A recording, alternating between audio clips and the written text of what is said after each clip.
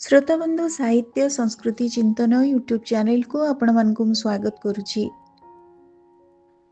December Kohla पाग खूब शीत आम सहर रे खूब शीत मु अछि आम गाँ रे तेणु गाँ मानक बोधे बेसी शीत। आज ए डिसेम्बर पागरे आपण मानक पई एक सुंदर कविता कॉफी की चा कपे धरंतु एवं मो कविताटी को शुणंतु। कवितार शीर्षक डिसेम्बर स्वर। डिसेम्बर आसिले सबु बदली जाए जेमिति बदली जाए ऋतु फूल रंग आकाश भी। डिसेम्बर आसिले सबु बदली जाए जेमिति बदली जाए ऋतु फूल रंग आकाश भी। बसे एठी काकर मानक आसर ताजा हुए स्मृतिर आकार। बसे एठी काकर मानक आसर ताजा हुए स्मृतिर आकार। संज न आसुणु एठी घने आसे गाढ़ परत समयर जीवनर दुखर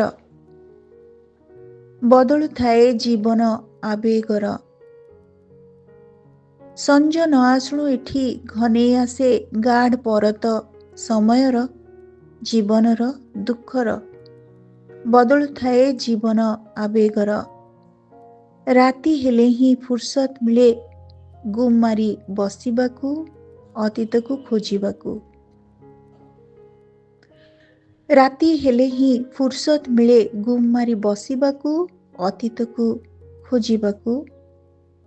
से भावनारे थाए अनेक कथा से भावनारे थाए अनेक कथा सेथिरे थांती किछि अधा भुला स्मृति केते किए मने भी पड़ती।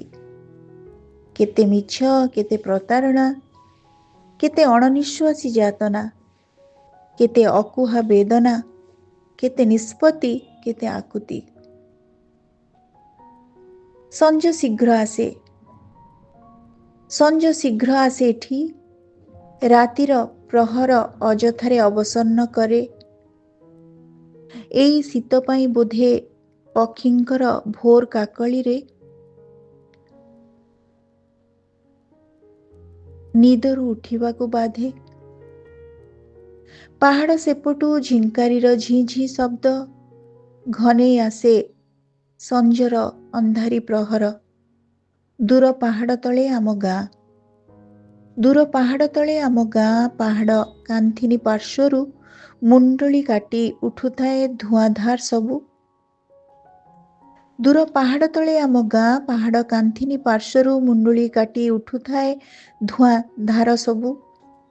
कोठु आसुथाए एते कुहुला गंध सबु कोठु आसुथाए सते एते कुहुला गंध सबु। मने मने भावे केउ दुखिनीटे अबा पेज तोराणी भात मुठे पाई चाउल पकेइथिबो ता हांडीरे। दिसुथिबा धुआं चुली जाल जालिनीर धुआं बोधे सिए। अबा अबस बुढ़ी असुरुणीर मनीष मन को आउटी चकटिबार उपक्रम ये। सबु सत्वे मु किंतु आवेगरे थाए सबु सत्वे मु किंतु आवेगरे थाए। देखु थाए घास फुलंकु किचिरी मिचिरी हेउथिबा चढ़ेंकु। संज पूर्वरु झिंटिकांक खपर खपर अंधार हेबा पूर्वरु सेमानंक डिया चिरा खेल। ये पुणी डिसेम्बर ऋतु ये पुणी डिसेम्बर ऋतु जेतेबेले शीतरे थरिला देह नहीं उठिबाकू इच्छा हुएनी सुदु।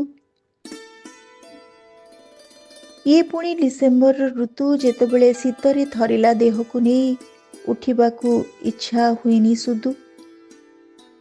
मु काहा को गोटे खोजी हुए मु काहा को गोटे खोजी हुए।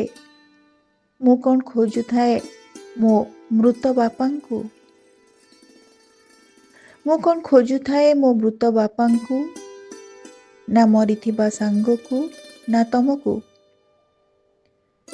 କିନ୍ତୁ ମୁଁ କାହାକୁ ଗୋଟେ ଖୋଜି ହୁଏ ବେଳେ ବେଳେ ଦୂରରୁ, ଖାଲି ଏକ ଛାଇ ଦିଶୁଥାଏ। ତୁମକୁ କାହିଁକି ବା ଖୋଜିବି? ନା, ତୁମକୁ କାହିଁକି ବା ଖୋଜିବି, ତମେ ତ ନାହଁ କେବେଠୁ। ସେବେଠୁ ମୋ ପାଇଁ ଅଛ ବୋଲି କହି ଅଦୃଶ୍ୟରେ ଲୁଚିଛ ଯେବେଠୁ। ମୋ ପାଇଁ ଅଛ ବୋଲି କହି ଅଦୃଶ୍ୟରେ ଲୁଚିଛ ଯେବେଠୁ। ଶ୍ରୋତାବନ୍ଧୁ, ଆମେ ଶୁଣୁଥିଲେ ଗୋଟେ ଆବେଗର କବିତା। କବିତାରେ ଆବେଗ ତ ନିଶ୍ଚୟ ରହେ, କିନ୍ତୁ ଗୋଟେ ମନର ଗୋଟେ ଉଚ୍ଛ୍ୱାସ, ଗୋଟେ ଉଛୁଳାପଣ। ଡିସେମ୍ବର କେତେବେଳେ କାହାକୁ କୋଉ ପ୍ରକାର ଚିନ୍ତନ ଦିଏ, କୋଉ ପ୍ରକାର ଆବେଶ ଆବେଗରେ ବାନ୍ଧି ରଖେ, ଏମିତି ଏକ ଆବୃଜାବୃ ଭାବନାର ଗୋଟେ ସ୍ୱର, ଡିସେମ୍ବରର ସ୍ୱର। ମୋର ଏଇ କବିତାଟି ଆପଣମାନଙ୍କୁ କେମିତି ଲାଗିଲା, ଆପଣମାନଙ୍କ ମତାମତ ଅପେକ୍ଷାରେ ରହୁଛି। ଧନ୍ୟବାଦ।